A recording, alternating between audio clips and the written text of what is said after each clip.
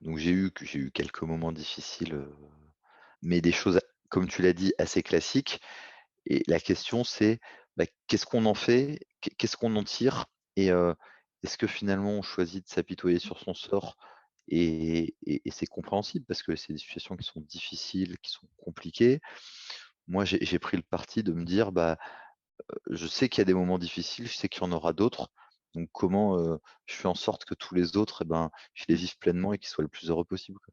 On est un sur des centaines de millions de spermatozoïdes, on a une chance incroyable d'être là, donc bah, faisons en sorte de sublimer ce moment et d'en profiter au maximum.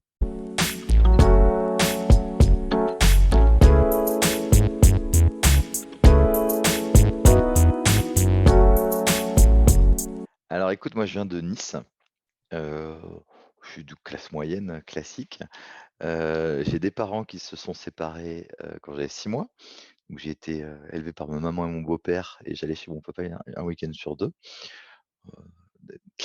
Et j'ai, un frère et une sœur du côté de mon papa et une petite sœur, du côté de ma maman. Et donc voilà, j'ai grandi dans ce cadre assez privilégié à Nice parce qu'il fait beau. J'ai passé mon bac, j'ai raté médecine, j'ai décidé de changer complètement de voie. J'ai fait un IUT, j'ai fait ensuite une licence de mathématiques. Finalement, j'ai intégré, l'EDEC, heu, en parcours grande école. Et en sortant de l'EDEC, et beh, je me j'ai comme beaucoup, je me suis dit que c'était compliqué de trouver du boulot dans le sud, donc je suis venu sur Paris, pour travailler chez AXA. Parcours assez Jusque-là, classique. assez classique, d'un jeune, qui évolue dans un milieu, bon, peut-être effectivement privilégié sur certains aspects, mais on va dire plutôt classique dans le cheminement de vie, en fait. Oui, complètement, Et complètement. après, du coup, après qu'est-ce que tu as fait en arrivant? Après, alors sinon j'avais quand même une petite particularité, c'est que quand j'étais à l'IUT, je me suis marié, j'étais assez jeune, j'avais 22 ans. C'est une histoire un peu particulière, mais donc on est resté un peu plus d'11 ans avec mon ex-femme, on a une petite fille. Donc je suis arrivé sur Paris, on est arrivé sur Paris à ce moment-là. J'ai commencé à travailler, chez AXA Real Estate, donc dans l'immobilier. Et ensuite, bah, j'ai un peu suivi mon parcours, avec ma vie de famille, le sport, parce que je fais beaucoup de sport, j'aime beaucoup le sport et et ma vie professionnelle pendant quelques années. Et ensuite il y a eu un événement qui a un peu bouleversé tout ça, c'est que, mon ex, belle-mère est décédée. Elle habitait chez nous, on s'en est beaucoup occupé avec mon ex-femme. Elle est décédée d'un cancer. Ça a tendu un peu nos relations et on s'est séparés. Et ça a remis pas mal de choses en perspective. Donc je me suis retrouvé avec ma fille, en garde alternée, une semaine sur 2. Et je me suis dit: «Bah, finalement, qu'est-ce que j'ai envie de faire? Qu'est-ce qui est important?» Et donc j'ai continué de me donner à fond, professionnellement, pour être épanoui au travail et que ma carrière, fonctionne. Mais à côté, bah, je me suis lancé dans d'autres activités, heu, pour, heu, pour, heu, pour être heureux et parce que j'avais envie de les faire et que je me disais Mmh. qu'on n'a qu'une vie, quoi.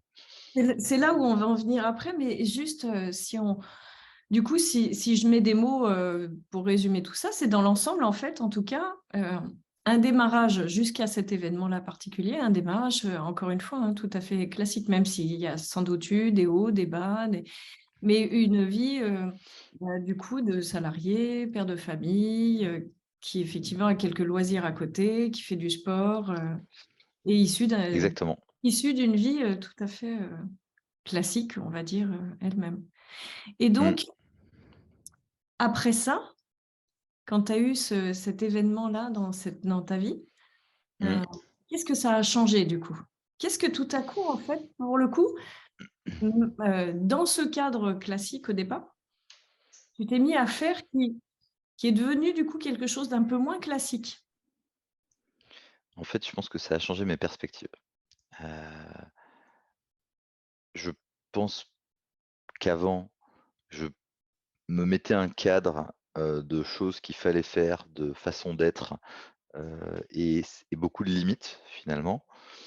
Et le fait que tout vole un peu en éclats, ça permet de se poser des questions, de se dire: «Beh, qu'est-ce que je faisais qui me rendait heureux et qu'est-ce que je faisais qui me rendait pas forcément heureux et de réaliser que, bah, comme on n'a qu'une vie, il faut s'empêcher, de rien faire. Il faut, essayer, d'aller dans les directions qui vont nous permettre de nous épanouir et hem et donc voilà, c'est ce que j'ai essayé de faire sur plusieurs sujets et heu et après je pense que la vie elle est faite de rencontres, quoi, donc être ouvert aux autres, échanger, partager, c'est aussi ce qui nous donne des idées, des opportunités et qui va nous permettre, d'avancer parfois dans plein de directions différentes. Et du coup, qu'est-ce que tu t'es permis de faire à partir de ce moment-là? Alors qu'est-ce que je me suis permis de faire? Alors je pense qu'il y a 2 choses, un peu essentielles auxquelles je tiens. Heu, la première, c'est que j'ai des gens qui ont monté des sociétés et je les ai accompagnés, dans le développement de ces sociétés, dans la définition de la stratégie, un peu comme un membre d'un conseil d'administration, mais sur des sujets très en amont de la création, donc où il faut réfléchir, se poser la question de l'idée, comment la déployer, la développer et hem et aujourd'hui, bah, je continue de suivre 2 sociétés, heu, qui marchent très bien et qui sont en train de et ce que j'aime beaucoup dans cette démarche, c'est en fait l'idée, le concept qu'il y a derrière ces sociétés. C'est pas l'idée d'accompagner une société pour une société, c'est, il y en a une, qui s'appelle Carré Futé, en fait, qui fait des petits, carrés format chocolat, mais de légumes ou de fruits et qui sont des exhausteurs de goût, mais sans additifs et donc qui sont beaucoup plus sains que des Cubor ou quoi et qui ont gagné plein de prix de cuisine. Donc moi, j'aime beaucoup la cuisine et je trouve que l'idée est géniale et donc voilà, j'accompagne cette société et qui a plein d'idées de R&D et qui a envie toujours de développer et d'aider les gens, bah, à mieux cuisiner, en apportant beaucoup de goût. Il y a une autre société que j'accompagne qui veut promouvoir, la mobilité durable et le crédit mobilité et donc l'idée, c'est vraiment s'inscrire dans, bah, l'avenir de la planète et comment, chacun à notre niveau, on peut contribuer à en faire, un endroit un peu plus agréable. Heu et donc pareil, je les accompagne, elle s'appelle Roadmate cette société et j'espère qu'elle va, exploser dans les années qui viennent.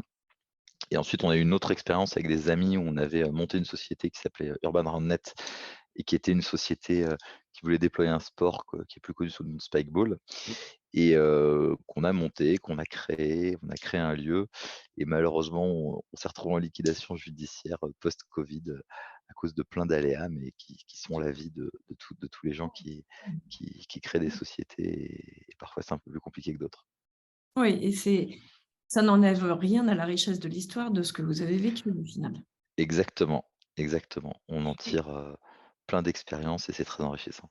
ça, c'est la première, le 1er volant de ces choses quand même, assez, hors du cadre justement, que tu as pu développer. Et tu es d'accord que sur cet aspect-là, en tout cas, certes, tu as un parcours salarié, on va dire, qui t'amène sans doute une vision sur les finances, sur l'école de commerce, tout ça t'aide dans ce domaine-là. Mais au-delà de ça, tu n'avais pas forcément des prédispositions ou un milieu qui te poussait à aller sur cette voie-là. C'est juste l'envie, en l'occurrence, là, qui t'a poussé à aller vers ça.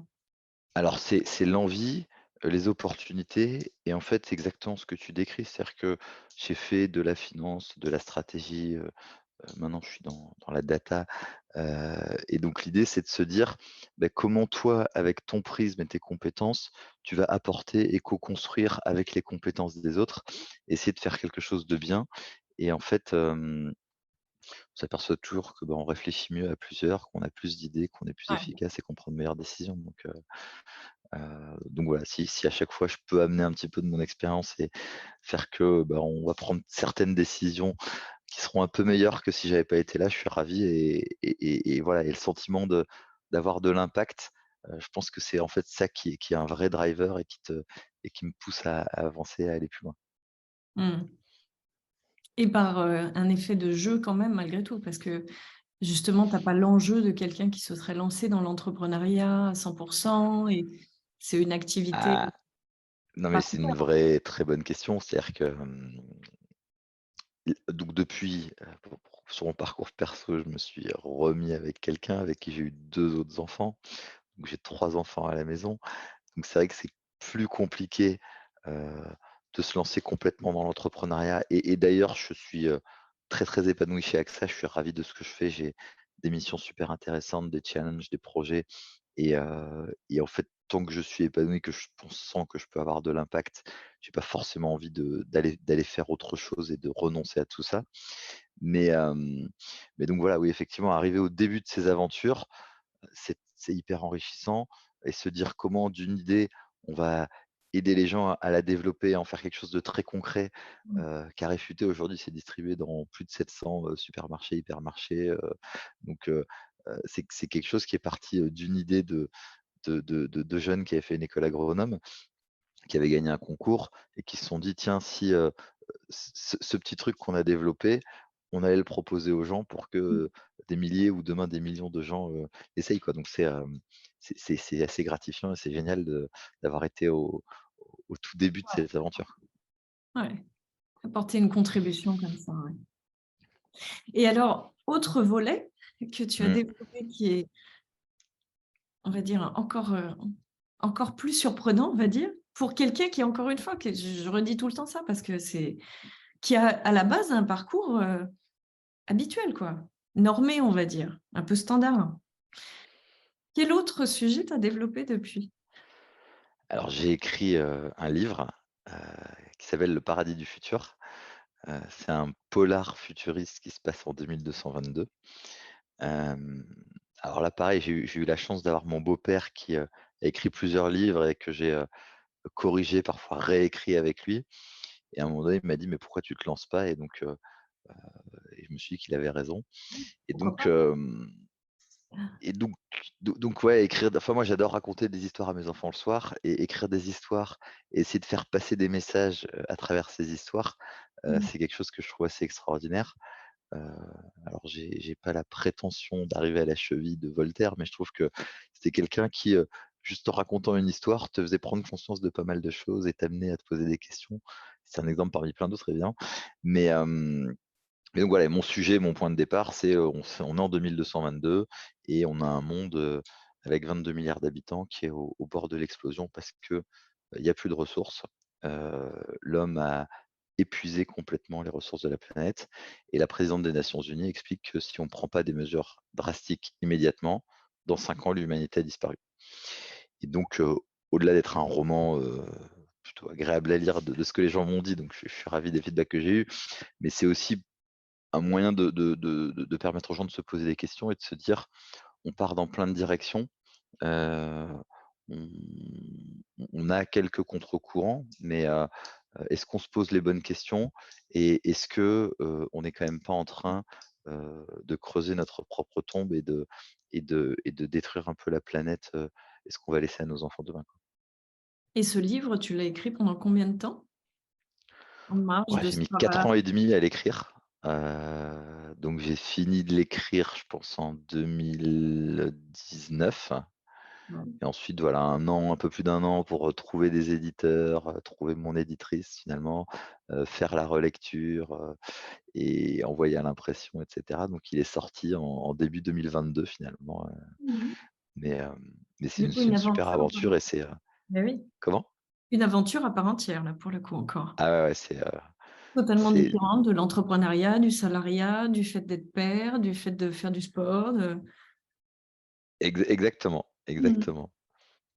Mais je pense que j'ai eu la chance d'être, chef de cabinet du directeur général adjoint, d'AXA et je trouve qu'il avait une capacité à traiter des centaines de sujets très différents, et à passer à chaque fois être complètement impliqué et à les gérer et en fait, ce que j'ai appris de lui, c'est que, bah, plus on fait de choses et plus on a la capacité d'en faire et donc on Intéressant. n'a pas forcément besoin de se limiter, mais parce que, on est comme ça, plus on fait de choses, plus on apprend et plus on est ouvert, plus on est sharp et plus ça fonctionne, quoi. Justement, oui, c'est ce que j'allais te demander. Est-ce que c'est de l'ordre de l'organisation logistique? Est-ce que c'est de l'ordre d'un état d'esprit à acquérir ou Alors, c'est marrant parce que tu m'as demandé, tro en fait, 3 conseils donc je pense que c'est exactement, elle en heu, fait peut-être partie de cette idée-là?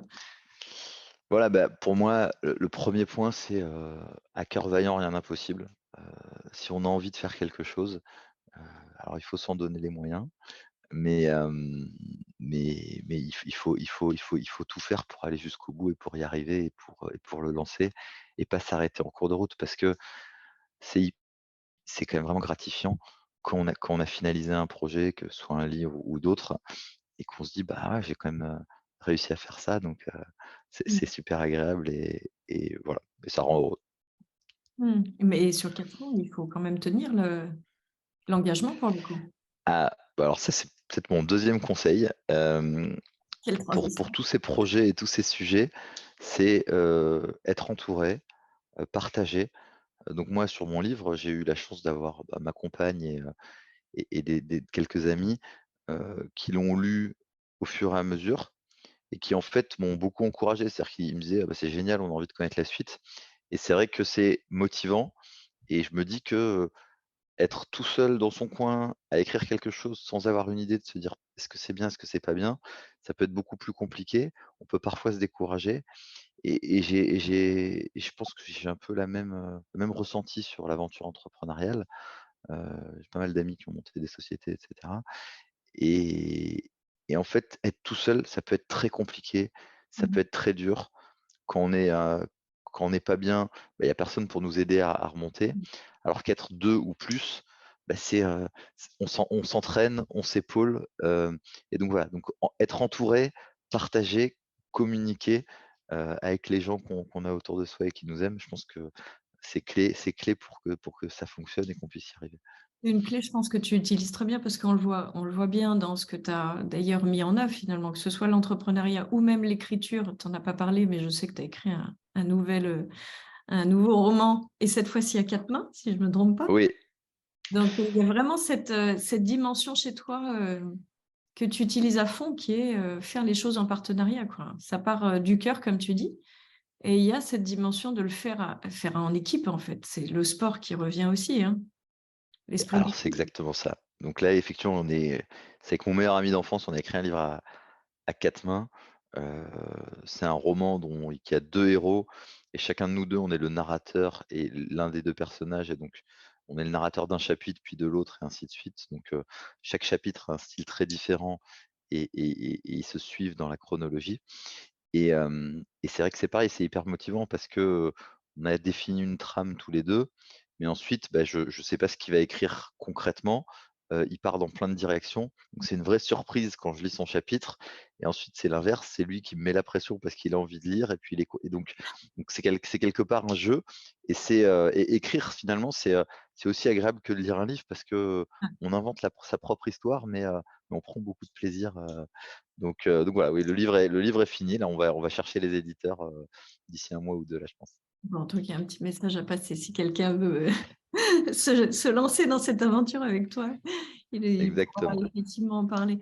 Mais du coup, il y a vraiment cette notion de jeu aussi, hein, vraiment. Derrière ce que tu fais à chaque fois, quand tu parles du cœur, quand tu parles de il y a beaucoup cette notion de jeu finalement. S'amuser Ouais, exactement, c'est s'amuser, prendre du plaisir. C'est-à-dire que, je pense que et c'est un peu ce que je t'explique à travers, ton nouveau rôle et ce que tu apportes aux gens. Heu, je pense qu'il faut absolument être épanoui, être heureux, s'amuser, prendre du plaisir. Dans la vie professionnelle, heu, on dit souvent que, un tiers c'est, le salaire, un tiers c'est l'intérêt du job, un tiers c'est les collègues et l'intérêt du job, c'est exactement ça. C'est-à-dire que si on n'est pas épanoui, si ce qu'on fait ne nous intéresse pas, on va moins bien le faire, on va être moins motivé, on va être moins heureux et en fait, bah, ouais, on a mmh, tellement peu de temps sur terre que, il faut absolument en profiter et faire les choses pleinement mais je pense que ça, c'est mon dernier conseil, c'est-à-dire qu'il faut pas être en dilettante. Tu me disais comment je fais, bah, je pense que j'ai peu de moments où, je suis en train de rien faire ou de perdre mon temps et quand je fais quelque chose, je suis vraiment concentré à fond sur ce que je fais. Je le fais à 100 et du coup, je pense être plus efficace que, bah, comme on peut le faire parfois quand on est plus jeune ou qu'on est étudiant ou fait un truc en regardant la télé, en écoutant la musique et bah, finalement on se disperse un peu et donc Ouais. voilà, donc je pense faire les choses à 100, ça permet aussi d'aller un peu plus loin et un peu plus vite. J'ai l'impression que les histoires que tu as eues, en fait, qui sont inscrites à la base, dans ce type d'histoire assez classique, elles t'ont apporté cette notion quand même qu'à un moment donné, il y a vraiment une concentration à aller chercher en termes de quantité de bonheur dans la vie à chaque instant. Comme une forme de comme tu le dis, en fait, hein, la vie est courte et il y a un moment donné, il y a une puissance à mettre dans cet espace-temps qu'on vit, quoi. Ça, plus, le fait effectivement ensuite de driver les choses sous l'angle du plaisir et du bonheur dans ce qu'on fait et se faire entourer, ça permet, comme tu disais, l'engagement jusqu'au bout et tu as quand même un combo qui est quand même, plutôt efficace, oui, dans ta façon d'aborder. Écoute, non mais tu dis quelque chose qui est complètement vrai, donc j'ai eu quelques moments difficiles, comme beaucoup de monde dans ma vie, j'ai perdu mon papa, donc je sais que ça je suis pas le seul, il y a plein de gens à qui il arrive des moments comme ça. Donc j'ai perdu ma belle-mère, donc dont j'étais très proche puisqu'on l'a quand même hébergée pendant 4 ans. J'ai ma femme qui l'a très mal vécu, une grosse séparation avec un bébé en bas âge, enfin, mais des choses, comme tu l'as dit, assez classiques et la question c'est, bah, qu'est-ce qu'on en fait? Qu'est-ce qu'on en tire? Et est-ce que finalement on choisit de s'apitoyer sur son sort? Et c'est compréhensible parce que c'est des situations qui sont difficiles, qui sont compliquées. Moi, j'ai pris le parti de me dire: «Bah, je sais qu'il y a des moments difficiles, je sais qu'il y en aura d'autres, donc comment, je fais en sorte que tous les autres, et ben, je les vive pleinement et qu'ils soient le plus heureux possible, quoi». Ah ouais, ouais, c'est très puissant ce que tu viens de dire là, je trouve. Il y a une forme de foi derrière tout ça et OK, on va pas se laisser abattre et puis il faut au contraire, pouvoir en profiter quoi, vraiment, pour de vrai quoi. Et non, mais exactement, après, ah, enfin, je vais digresser très rapidement, mais moi j'adore, la science-fiction, donc mon bouquin il se passe en 2222, j'essaie d'imaginer ce que pouvait devenir le monde, mais si tu prends, tous les grands scientifiques, t'expliques quand même que la probabilité, que la vie, sur la Terre telle qu'elle est, c'est une probabilité qui est infime, donc en fait, c'est bon, c'est un peu technique, mais que le Big Bang ait créé les conditions de la vie, c'est quelque chose qui est assez inouï. Alors il y a peut-être d'autres vies, je ne rentre pas dans ce débat-là, mais mon point, il est juste de dire que, heu, à l'échelle de ce que peut être l'univers, vivre 80 ou 100 ans, c'est moins qu'une goutte d'eau dans l'océan. Donc en fait, c'est une chance qui est inespérée et donc il Mmh. faut tout faire pour en profiter à fond et Mmh. parce que voilà, on est 1 sur des centaines de millions de spermatozoïdes, on a une chance incroyable d'être là, donc bah, faisons en sorte de sublimer ce moment et d'en profiter au maximum. Ah oui, oui, je suis à fond aussi sur ces notions-là, mais tellement, tellement. Il y a une femme que j'adore qui a fait un TEDx qui s'appelle donc, Mel Robbins et qui toute son l'œuvre de sa vie, en fait, c'est de pousser les gens justement à vivre à fond cette chance inouïe qu'on a de vivre, en fait, oui. Ouais, ouais. Je crois que Exactement. c'est 400 millions de milliards, la possibilité qu'on puisse, être ce que l'on est là, vivant sur terre, cette expérience-là, hein, c'est de cet ordre-là, donc c'est juste, hallucinant, ouais. Mmh. Un dernier mot derrière tout Non, ça? non, moi mon dernier mot, mais c'est un peu mais tu l'as déjà dit, c'est, moi si j'ai juste, un conseil, c'est, il faut s'amuser, il faut prendre du plaisir et il faut faire les choses, qu'on a envie de faire et comme tu l'as dit, il y a plusieurs moyens de les faire.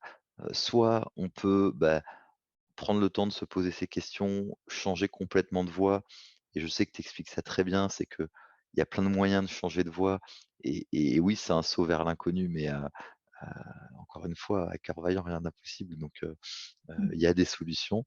Mais voilà, la vie est trop courte pour, si on n'est pas épanoui dans ce qu'on fait, ne pas se prendre le temps de se poser ces questions et ne pas se dire, «Bah, comment je change cette situation?»